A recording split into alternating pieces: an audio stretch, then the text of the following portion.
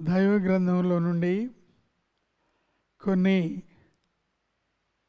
వాగ్దానాల ద్వారా మన జీవితాల్లో ఈ ఉదయకాలం మేలును ధైర్యమును దేవుని యొక్క చిత్తాన్ని తెలుసుకునే గొప్ప ప్రక్రియ.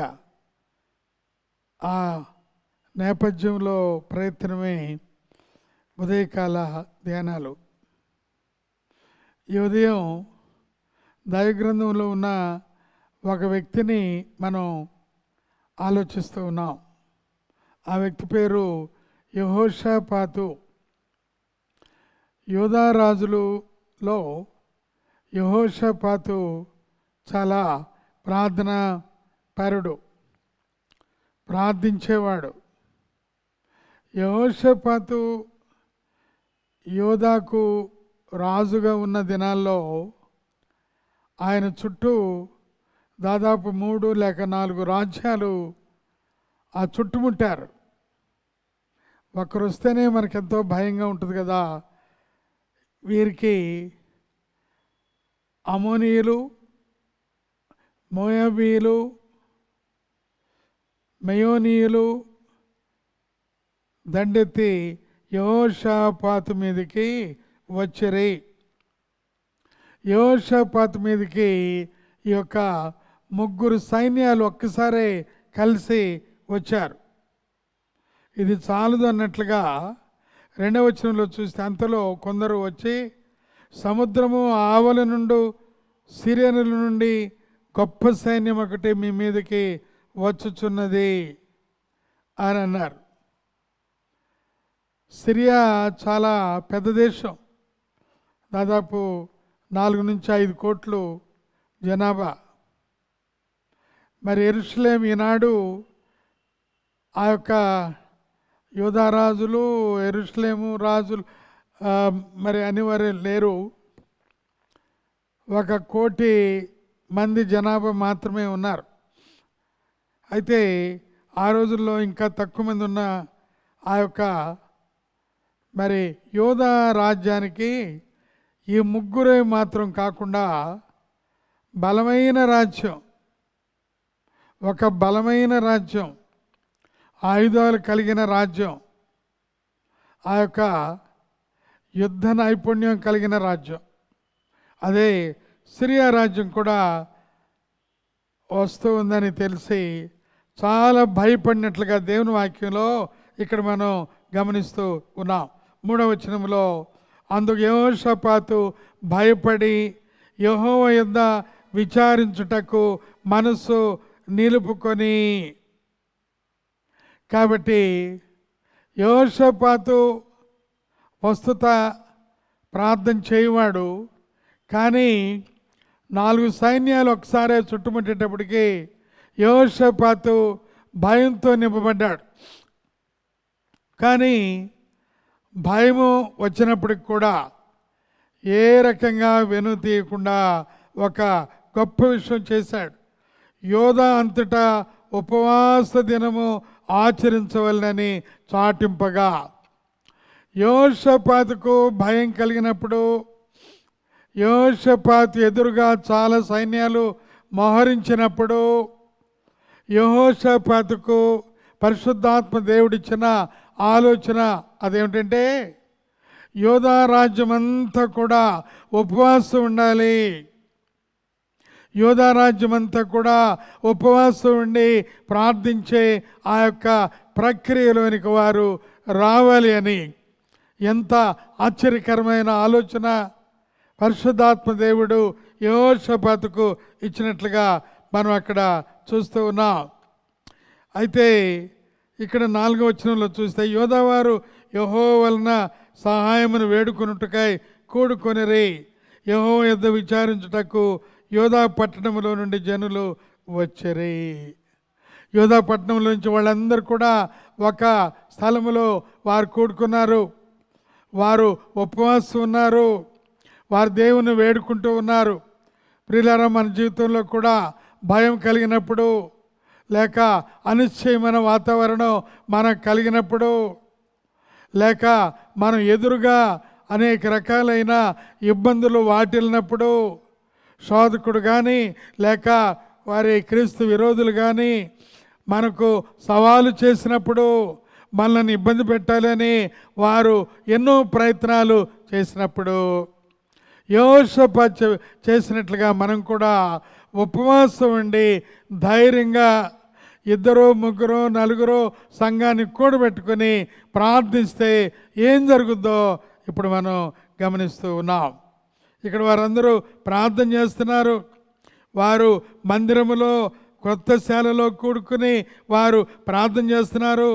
5వ వచనంలో మనం మరి గమనిస్తున్నాం, మా పితరుల దేవా యెహోవా, నీవు ఆకాశమందు దేవుడై ఉన్నావు, అన్యజనుల రాజ్యములను ఏలువాడు నీవే, నీవు బహుబలము కలవాడవు, పరాక్రము కలవాడవు, నిన్ను ఎదిరించుటకు ఎవరికి బలము చాలదు. వారు భయం కలిగినప్పుడు వారు మొదటగా ఏం చేస్తున్నారండి? ఆరాధిస్తూ ఉన్నారు. దేవుని గొప్పతనాన్ని వారు చాటుతూ ఉన్నారు. దేవుని యొక్క మరి గొప్ప సర్వశక్తిమంతుడు అని ఆయన్ని వేడుకుంటూ ఉన్నారు.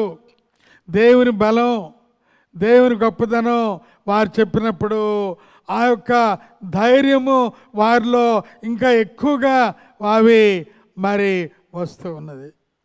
ఎప్పుడైతే దేవుణ్ణి ఆరాధిస్తూ ఉన్నారో దేవుడు ప్రసన్నతుడవుతున్నాడు. దేవుని బిడ్డలు దేవుని ఆరాధించినప్పుడు దేవునికి ఎంతో ఆనందం. దేవుని బిడ్డలు ప్రార్థన చేసినప్పుడు దేవునికి వారి ఎడల ఎంతో హర్షించే స్వభావం. ఇక్కడ అదే పని మనం గమనిస్తున్నాం. యెహోషాపాతు ఒక్కడే కాడు, ఆ యొక్క ప్రార్థించే వారిని అనేకులను సమకూర్చుకున్నాడు. వారందరూ ఆ యొక్క ప్రభు గొప్పతనాన్ని వారు చాటుచూ ఉన్నారు. ఇక్కడ వారు చెప్తూ ఉన్నారు, ప్రియులారా, మరి ఏమంటున్నారంటే ఇక్కడ అయా 12వ వచనంలో, మా మీదకు వచ్చు ఈ గొప్ప సైన్యముతో యుద్ధము చేయుటకు మాకు శక్తి చాలదు. వారు దేవుని దగ్గర ఒప్పుకుంటున్నారు, అయ్యా మాకు ఎదురుగా ఉన్న రాజ్యాలు గొప్పవి, మా మీదకి వచ్చే రాజ్యాలు అవి చాలా బాహుళ్యమైనవి, మాకైతే వారితో మరి యుద్ధం చేయటానికి శక్తి ఏమాత్రమునో చాలదు, ఏమి చేయుటకు మాకు తోచదు. వారి ప్రార్థన ఆశ్చర్యంగా మనకు కనబడుతుంది. నీవే మాకు దిక్కు అని ప్రార్థన చేయుటకు ప్రార్థన చేస్తారు.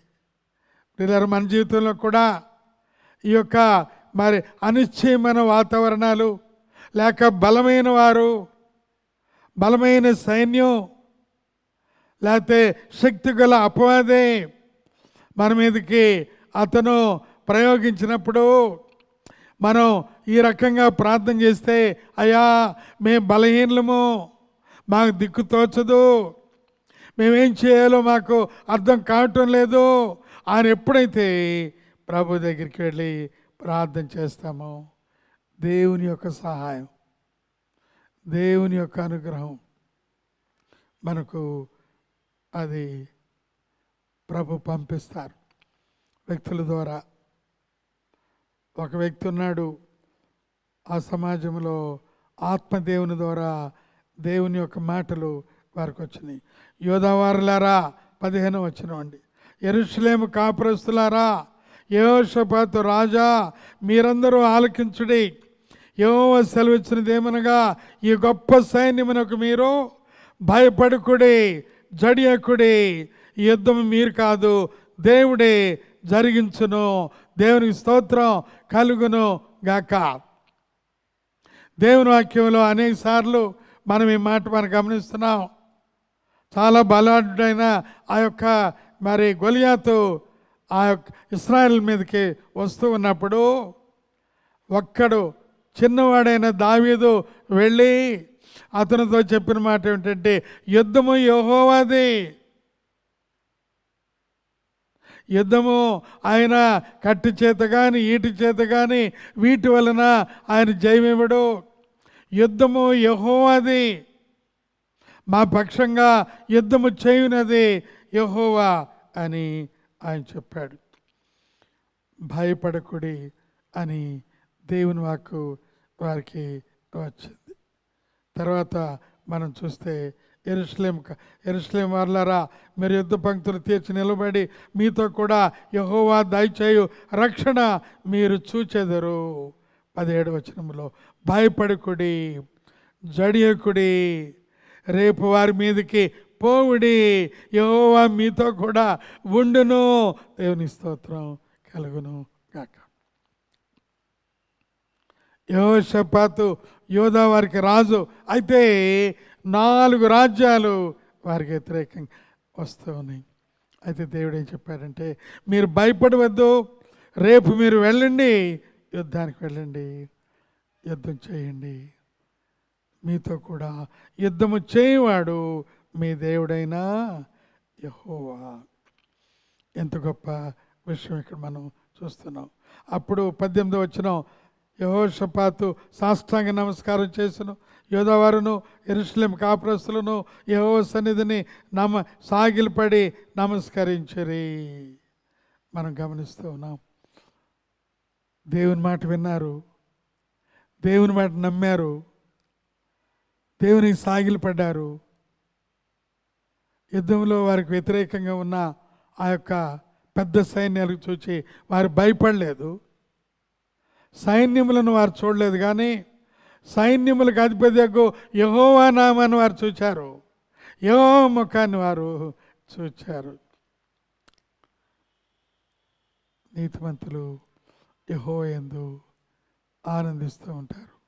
22వ వచనంలో వారు పాడుటకును స్తుతించుటకును మొదలుపెట్టుగా యెహోవా యోధా వారి మీదకి వచ్చిన అమ్మోనీయుల మీదను మోయాబీయుల మీదను షెయోరు మన్యమాసుల మీదను మాటుగాండ్రను పెట్టాను కనుక వారు హతులైరి. దేవుని స్తోత్రం కలుగును గాక. అనేక మార్లు మన మీదకి శత్రు సమూహం వచ్చినప్పుడు మన పక్షంగా యుద్ధము చేయునది యెహోవా. మీరు భయం కలిగినప్పుడు ఊరికే నిలబడి చూడండి, యెహోవా ఇచ్చు రక్షణను మీరు కనులారా చూడండి అని దేవుని వాక్యంలో అనేక సార్లు మనం చదువుకుంటూ ఉన్నాం. మీరు ఊరకుండటం వలన మరి మీరు జయమును పొందుదురు అనే మాట అక్కడ మనం చూస్తూ ఉన్నాం. కాబట్టి భయపడవద్దు, చడియొద్దు, యుద్ధం మీరు కాదు, దేవుడే జరిగే. యుద్ధ కాలంలో ఏ రకమైన శోధనలకు ఇబ్బంది పడుతున్నావో, బాధపడుతూ ఉన్నారు, దేవుడు మీ తరపున యుద్ధం చేస్తానంటున్నాడు. కాబట్టి ఆయనకే స్తోత్రములు స్తుతులు వందనాలు కలుగును గాక. ఆమేన్. ప్రార్థించుకుందాం. పరిశుద్ధుడా, ప్రేమగల మా పరలోక తండ్రి, నీకే వందనాలు, నీకు స్తుతులు స్తోత్రాలు. నాయనా, యెహోషాపాతు పట్ల నువ్వు చూపించిన ఆ గొప్ప కృపను బట్టి వందనాలు. యుద్ధం యెహోవాది అన్నావు ప్రభా. మీరు జడియొద్దు, మీరు భయపడవద్దు, మీరు వణకవద్దు, మీ పక్షంగా యెహోవాయే యుద్ధం చేయను అని అన్నావు ప్రభా. ఆ గొప్ప కృప ఈ ఉదయకాలం మాకు కూడా దయచేయమని ప్రభు అయిన యేసయ్య పరిశుద్ధ నామంలో అడిగి ఉన్నాం మా తండ్రి. ఆమేన్. తండ్రి, కుమార పరిశుద్ధాత్మ త్రియేక దేవుని ప్రేమ, కృప, సమాధానం మనందరికీ ఆయన ప్రేమించే వారికి తోడై ఉండి నడిపించును గాక.